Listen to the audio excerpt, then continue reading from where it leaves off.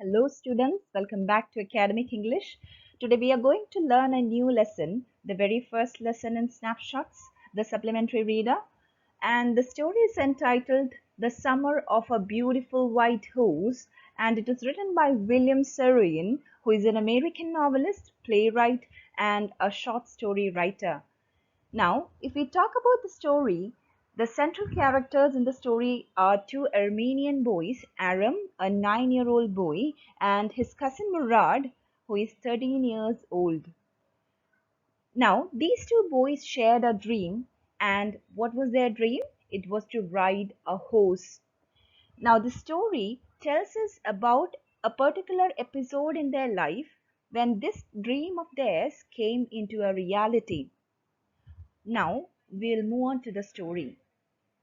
Now, before we begin with the story, there is something being said about the tribe to which these two boys belong. Let's see what it is.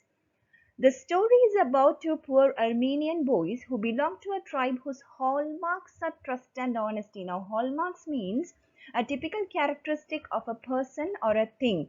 Now, the story is about two poor Armenian boys, that is Aram and Mourad, who belong to a tribe, that means an ethnic group or a social group, whose hallmarks are, who holds high the hallmarks of trust and honesty. That means the people who belong to this particular tribe, older people or the younger ones, they are well known for their trust and honesty. The people of their tribe are very trustworthy and honest. This is the information that is being told about the tribe to which Aram and Mourad belong.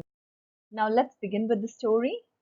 One day back there in the good old days, when I was 9 and the world was full of every imaginable kind of magnificence, and life was still a delightful and mysterious dream, my cousin Murad, who was considered crazy by everybody who knew him except me, came to my house at 4 in the morning and woke me up, tapping on the window of my room. Aram, he said. I jumped out of bed and looked out of the window. I couldn't believe what I saw. Now I here stands for Aram, as Aram is a narrator, and he is talking about the good old days. Now, the good old days refer to the childhood days of Aram when he was 9 years old. The world was full of every imaginable kind of magnificence. Now, magnificence means extremely beautiful. The world appeared to be extremely beautiful to Aram at this point of time, as he is a child of 9 years and he is living a very carefree life. He is enjoying his childhood to the maximum. And life was still a delightful and mysterious dream. Delightful means charming and mysterious means it is difficult to understand. So, life at this point of time appeared to Aram as charming and mysterious at the same time, because it is very difficult to interpret life in general. Because he is a child, he cannot interpret life. Okay, it is very difficult to understand. My cousin Murad, who was crazy by everybody who knew him except me. Now, my cousin Murad, he's introducing a new character here, that is his cousin Murad, who was considered crazy by everybody who knew him except me. Now, what sort of a boy is Murad? He is considered crazy by everybody. Whoever knew Murad considered him as a crazy boy except me. That means Aram had a totally different opinion about Murad. Came to my house at 4 in the morning. So it is very early in the morning that Murad had come to Aram's house. Very early in the morning. It is not morning yet. It is 4 o'clock in the morning. And woke me up tapping on the window of my room. So Murad has come very early in the morning and he is tapping at the window pane. Aram, he said. So he's calling out Aram. Who? Murad. I jumped out of bed and looked out of the window. So all on a sudden, this particular sound, the tapping on the window pane, it startled Aram and he just jumped out of bed. And when he looked out of the window, I couldn't believe what I saw. He could not believe what he was seeing at that time. It wasn't morning yet, but it was summer, and with daybreak not many minutes around the corner of the world, it was light enough for me to know I wasn't dreaming. My cousin Murad was sitting on a beautiful white horse. I stuck my head out of the window and rubbed my eyes. Yes, he said in Armenian, it is a horse, you are not dreaming. Make it quick if you want to ride. Now, it was not morning yet, but it was summer season. So, what happens during summer season? The sunlight appears faster than during the winters. And with daybreak, daybreak means the time in the morning when daylight first appears. Not many minutes around the corner of the world, it was light enough for me to know I wasn't dreaming. That means it was very early in the morning, but still Adam had light enough to see vaguely and realize that what he is seeing is a reality and not a dream. What was he watching? He was watching Murad sitting on a horse, and he could understand that this is not a dream. Why? Because there was light enough for him to see that it is real and not a dream. My cousin Murad was sitting on a beautiful white horse. So, what did he see? That Murad is riding a beautiful white horse. I stuck my head out of the window. Stuck here means to put. So Aram is putting his head out of the window and he's rubbing his eyes. Why he's rubbing his eyes? Because he wants to make sure whether this is a dream or a reality, because it is very early in the morning and he's thinking whether it is a dream or a reality. Yes, he said in Armenian. He means Murad, and now Murad started talking. It is a horse. See, you are not dreaming. It is a horse. Just come out quickly if you want to ride. Make it quick if you want to ride the horse. I knew my cousin Murad enjoyed being alive more than anybody else who had ever fallen into the world by mistake, but this was more than even I could believe. In the first place, my earliest memories had been memories of horses, and my first longings had been longings to ride. This was a wonderful part. In the second place, we were poor. This was the part that wouldn't permit me to believe what I saw. So here Adam is talking about his cousin Murad. I knew my cousin Murad enjoyed being alive. Being alive means to be lively or active. So Murad is not a sort of a person who likes to sit lazily. He is a person who wishes to be lively always, active always, more than anybody else who had ever fallen into the world by mistake. So, what does that mean? Adam is just generalizing all the human beings who are born on this planet. Now, in comparison with other people, Murad is more lively and active than others. That is what Aram is telling. But this was more than even I could believe. So, now here I find it difficult to believe this particular fact that Murad is riding a horse, and I have got very valid reasons for this. Why, we would see.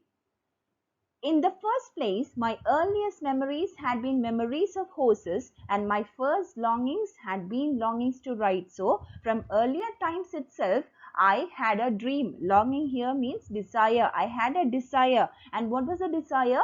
It was to ride a horse.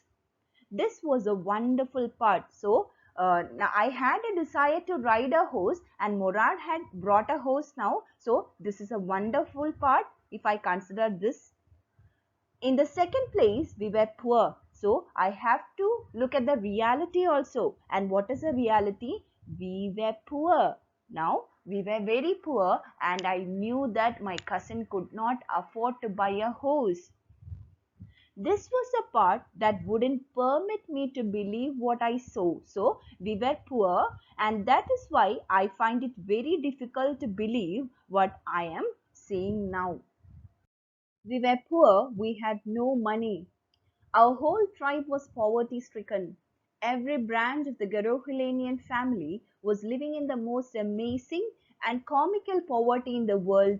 Nobody could understand where we ever got money enough to keep us with food in our bellies, not even the old men of the family.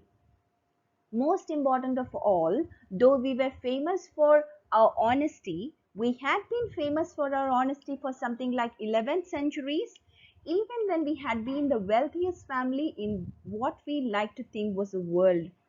We were proud first, honest next, and after that we believed in right and wrong.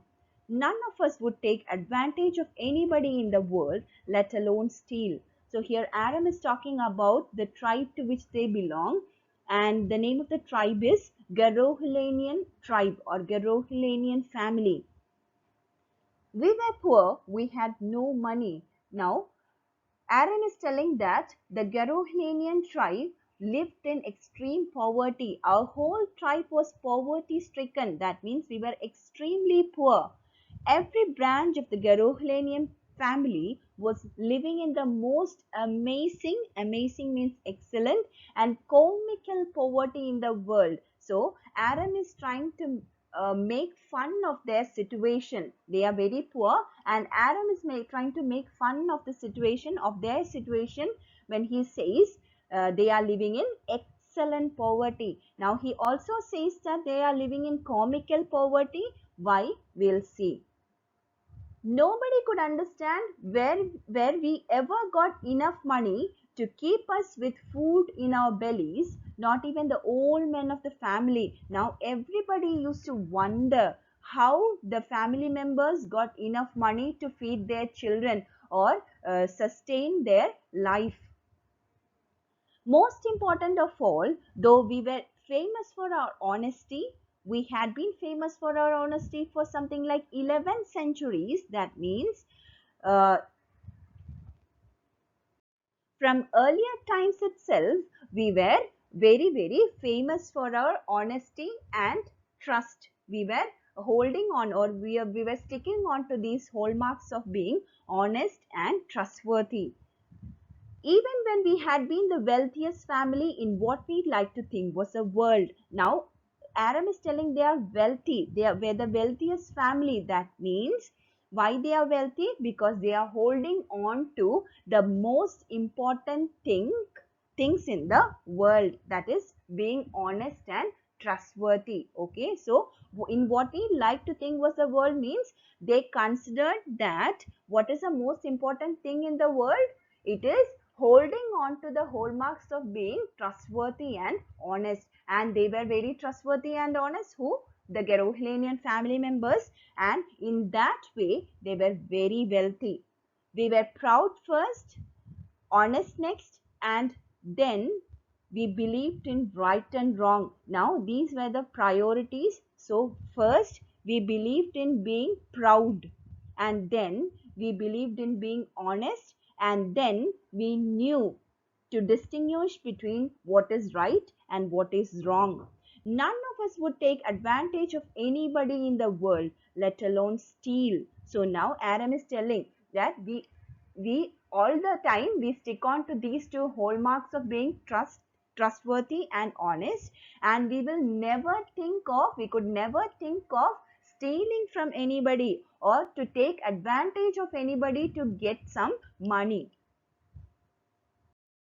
Consequently, even though I could see the house so magnificent, even though I could smell it so lovely, even though I could hear it breathing so exciting, I couldn't believe the host had anything to do with my cousin Murad or with me or with any of the other members of our family, asleep or awake, because I knew my cousin Murad couldn't have bought the horse, and if he couldn't have bought it, he must have stolen it, and I refused to believe that he had stolen it. Now, consequently means as a result.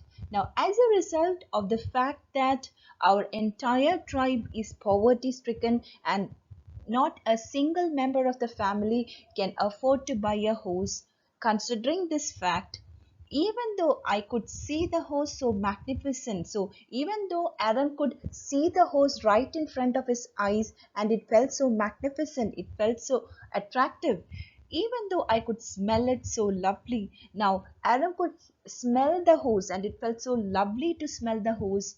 Even though I could hear it breathing so exciting, so it was exciting to hear the breathing sound of the horse.